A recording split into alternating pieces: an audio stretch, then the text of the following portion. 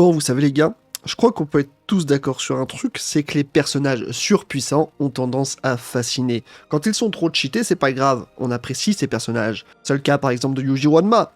On aime ce personnage, pourquoi? Parce qu'il est surpuissant, parce qu'on attend de voir sa prochaine dinguerie, parce qu'on attend de voir ce qu'il va nous proposer en termes de feat. Pourquoi on apprécie un gars comme Gojo Satoru? Parce qu'il brise les frontières du réel, parce qu'avec lui, on peut s'immerger dans l'imaginaire, parce que c'est le personnage par excellence qui a toutes les qualités qu'on voudrait avoir, en quelque sorte. C'est le personnage parfait, il incarne la perfection. Et si demain, je vous demande quel personnage vous rêveriez d'être, il y a de grandes chances que vous me citiez un personnage extraordinairement puissant, comme Gojo justement, et non pas Monaka de DBS, ou n'importe quel personnage. Et bien justement, moi j'ai envie de parler de ces personnages qui sont surpuissants dans leur univers, peut-être parfois même trop surpuissants, mais c'est ce qui les rend attachants en un sens. Vous avez tous des exemples comme ça, on en a tous. Donc comme d'habitude, citez-moi dans les commentaires d'autres personnages qui pour vous sont extraordinairement puissants, peut-être même trop. Alors j'ai essayé d'en prendre des évidents, mais des surtout moins évidents qu'on connaît un peu moins. C'est le principe d'une vidéo, de découvrir d'autres choses. Et de pas citer Saitama, qui est une évidence pour beaucoup. Et une nouvelle fois, je fais mon auto-promo. N'oublie pas de venir sur Twitch, en tout cas de t'abonner, parce que bientôt, il y aura des lives. Sans doute cette semaine, en fin de semaine je pense, je commencerai à faire des lives Twitch. Et on parlera de plein de choses, on réagira à plein de choses. Bref, j'ai rien organisé encore, mais c'est ça le charme de Twitch. C'est de ne pas savoir où on met les pieds. Un peu comme Chuck Norris. Enfin, quoique lui, il savait du coup. Momonga, le protagoniste de Overlord, est considéré comme extrêmement surpuissant pour plusieurs raisons. D'abord, il est un personnage de niveau maximal dans un jeu de réalité virtuelle, qui devient sa nouvelle réalité. Sa maîtrise de magie noire et ses compétences tactiques sont sans égales, lui permettant de vaincre facilement ses adversaires. Ensuite, en tant que chef suprême de la Grande Tombe de Nazarick, il a accès à des ressources quasi limitées, y compris une armée de serviteurs fidèles et puissants qui obéissent à chacun de ses ordres. De plus, Momonga possède des objets magiques extrêmement rares et puissants qui augmentent davantage ses capacités.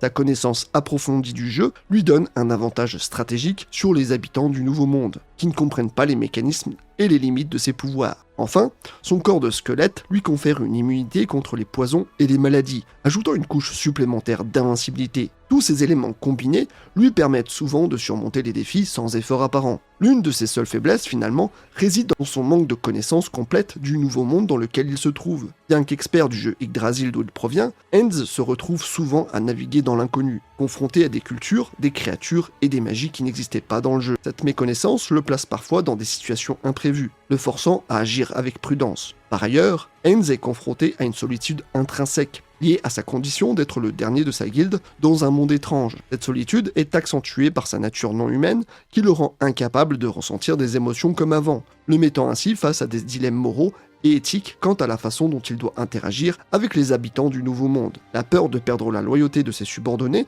en particulier ceux de Nazarick, est une autre faiblesse psychologique notable. Bien qu'ils lui soient infiniment loyaux, Enz craint constamment leur perte ou leur trahison, ce qui influence ses décisions et stratégies. Shiba Tatsuya, le protagoniste de The Irregular at Magic High School, est un personnage doté d'une puissance exceptionnelle qui le distingue dans son univers. La force ne repose pas uniquement sur ses capacités magiques, mais aussi sur un ensemble de compétences et de traits uniques qui le rendent presque invincible. Au cœur de sa puissance se trouve son aptitude magique extrêmement rare et puissante, connue sous le nom de décomposition et régénération. La décomposition lui permet de détruire toute forme de matière, qu'elle soit magique ou physique, tandis que la régénération lui permet de guérir instantanément de presque toutes les blessures, le rendant pratiquement immortel au combat. Cette combinaison unique fait de lui un adversaire redoutable, capable de neutraliser la magie ennemie et de se remettre rapidement de dommages qui seraient mortels pour d'autres. En plus de ses capacités surnaturelles, Tatsuya est un génie en ingénierie magique. Il possède une compréhension profonde de la théorie magique et de la technologie, lui permettant de créer et de modifier des sorts de manière innovante. Cette intelligence exceptionnelle, combinée à sa maîtrise technique, lui permet d'exploiter la magie de façon unique et inattendue, le positionnant souvent très loin devant ses adversaires. Tatsuya est également un combattant au corps à corps extrêmement compétent, ayant été entraîné depuis son plus jeune âge dans diverses formes d'arts martiaux et de tactiques de combat.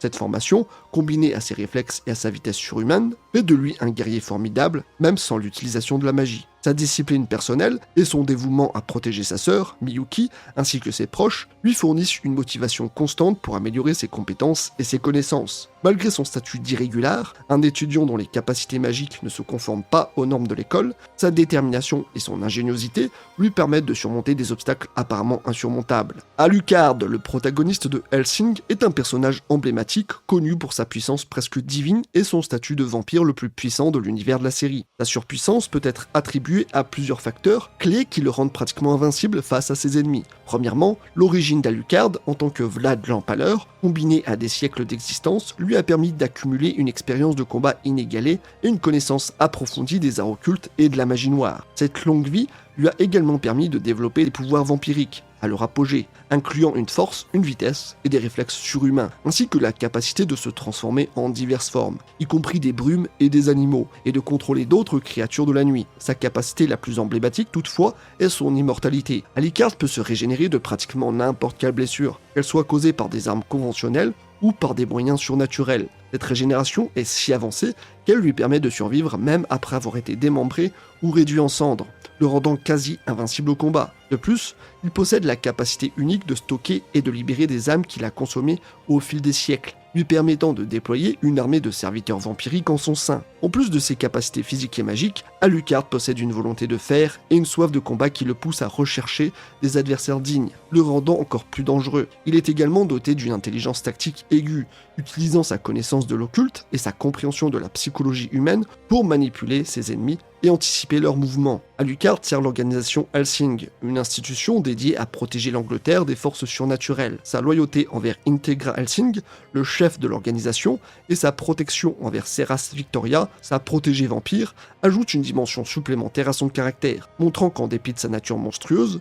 il possède un code d'honneur unique. Mash Burndead, le protagoniste de Mashal, Magic and Muscle, se démarque dans un univers où la magie est la clé du pouvoir et du statut social. Malgré l'omniprésence de la magie dans ce monde, Mash ne possède aucune capacité magique. Sa surpuissance réside dans sa force physique extraordinaire et son entraînement rigoureux qui lui permettent de rivaliser et même de surpasser ceux qui utilisent la magie. L'absence totale de pouvoir magique chez Mash est compensée par une force physique inégalée, puis d'un entraînement intensif depuis son enfance. Il utilise cette force pour accomplir des prouesses qui semblent magiques aux yeux des autres, comme briser des sorts avec ses poings ou se déplacer à une vitesse incroyable. Cette capacité à concurrencer la magie par la seule force physique est une anomalie dans son monde, faisant de lui un véritable paradoxe ambulant. Sa force n'est pas simplement impressionnante, elle atteint des niveaux presque comiques, permettant à Mash d'effectuer des actions qui brisent les conventions de la physique avec une facilité déconcertante. Qu'il s'agisse de sauter des hauteurs incroyables, de frapper le sol pour créer des ondes de choc, ou même de manipuler son environnement de manière impossible, ses capacités sont présentées de façon à susciter le rire autant que l'admiration. Cette approche humoristique de sa force sert à souligner le contraste entre lui et les utilisateurs de magie de son monde, mettant en évidence l'absurdité et l'originalité de sa situation. Cela crée un décalage amusant avec les attentes traditionnelles du genre fantastique, où la magie est normalement la réponse à tout. Mash, avec sa simplicité désarmante et son approche directe, devient un héros atypique, dont les victoires ne sont pas seulement des triomphes de la force sur la magie, mais aussi des moments de comédie pure. Limul Tempest, le protagoniste de Moi quand je me réincarne en Slim, est un exemple remarquable de personnage surpuissant dans le monde de l'isekai, grâce à une combinaison unique de pouvoirs magiques, d'intelligence et d'une personnalité magnanime. Sa puissance transcende les normes établies dans son univers, rendant Limul non seulement un leader charismatique, mais aussi un être quasi invincible. Initialement réincarné en Slim, une créature considérée comme faible et insignifiante, Limul défie rapidement les attentes grâce à sa capacité unique Predator, qui lui permet d'absorber et de copier les compétences et pouvoirs de tout ce qu'il consomme. Cette capacité est au cœur de sa surpuissance, lui permettant d'acquérir une variété vertigineuse de compétences magiques et physiques, de la régénération à la manipulation des éléments, en passant par la création de clones et la téléportation. La polyvalence et l'évolution de Predator ont de Limul une entité en constante évolution, capable de s'adapter et de surmonter pratiquement n'importe quel défi. En termes de puissance pure, Limul atteint finalement le statut de démon seigneur, ce qui amplifie considérablement ses capacités magiques et physiques. En plus de ses compétences acquises via Predator, cette transformation lui confère une aura de majesté et une force qui le place dans une catégorie à part, même parmi les autres personnages puissants de l'univers Isekai. Au-delà de ses capacités, Limul possède une intelligence et une sagesse sagesse exceptionnelle, lui permettant de gouverner efficacement la fédération de Jura Tempest, une nation qu'il a fondée et qui est peuplée par une grande variété de races autrefois en conflit. Sa vision et sa diplomatie ont non seulement assuré la paix et la prospérité à ses citoyens, mais ont également établi des alliances stratégiques avec d'autres nations et espèces, renforçant sa position et celle de Tempest dans le monde. Anos Voldigode, on pourrait aussi appeler Voldigoat, le protagoniste de The Misfit of Demon King Academy, est un personnage exceptionnellement surpuissant, incarnant la puissance brute et la magie à un niveau pratiquement divin. Sa réputation en tant que roi démon de la tyrannie, réincarné après 2000 ans, le place immédiatement comme un être à part dans son univers, où il se distingue non seulement par sa force inégalée, mais aussi par sa capacité à défier et réécrire les règles mêmes de la magie. L'un des aspects les plus frappants de la puissance d'Anos est sa magie de régénération, qui lui permet de se guérir instantanément de n'importe quelle blessure, rendant toute attaque contre lui pratiquement inutile. Plus impressionnant encore,